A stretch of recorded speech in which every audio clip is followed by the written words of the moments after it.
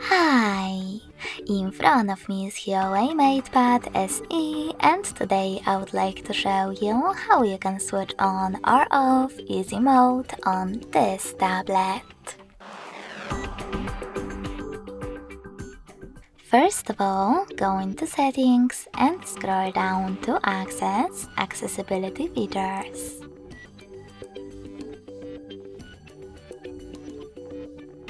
Now click on Senior Mode under Accessibility and click on this gray switcher next to it in order to activate it.